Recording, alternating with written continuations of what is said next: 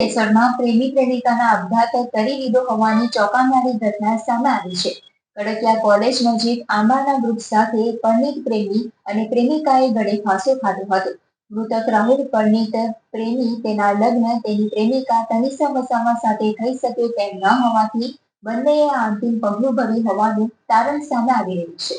અંકલેશ્વરના કડકિયા કોલેજથી બોઈદ્રા જવાના માર્ગની બાજુમાં આંબાવાડીમાં એક પરણિત પ્રેમી અને તેની પ્રેમિકાએ ગળે ફાંસો ખાઈને આપઘાત કર્યો છે. આ ઘટનાથી વિસ્તારમાં ચકચાર મચી ગઈ છે.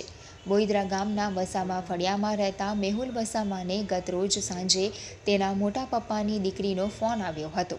તેના ભાઈ રાહુલ અરવિંદ વસામાના મોબાઈલ ઉપરથી વોટ્સએપ મેસેજ આવ્યો હતો. મેસેજમાં જણાવ્યું હતું કે તેણે કડકિયાથી બોઈદ્રા જવાના માર્ગની બાજુમાં ગાડી પાર્ક કરી છે અને આંબાવાડીમાં આત્મહત્યા કરવા જઈ રહ્યો છે. મેસેજ મળતા જ મેહુલભાઈ તેમના મિત્રો સાથે તરત જ ઘટના સ્થળે પહોંચ્યા હતા.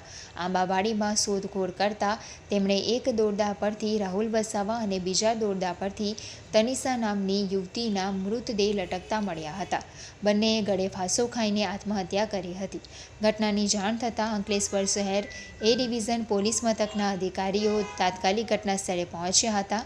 પોલીસે બંને મૃતદેહોને પોસ્ટમોર્ટમ માટે ખસેડાયા હતા અને આ મામલે તપાસ શરૂ કરી છે. પ્રાથમિક તપાસમાં જાણવા મળ્યું છે કે મૃતક રાહુલ પરણિત હતો. તેના લગ્ન તેની પ્રેમિકા તનિષા વસાવા સાથે થઈ શકે તેમ ન હોવાથી બંનેએ આ અંતિમ પગલું ભર્યું હોવાનું મનાય છે. પોલીસે આ કેસ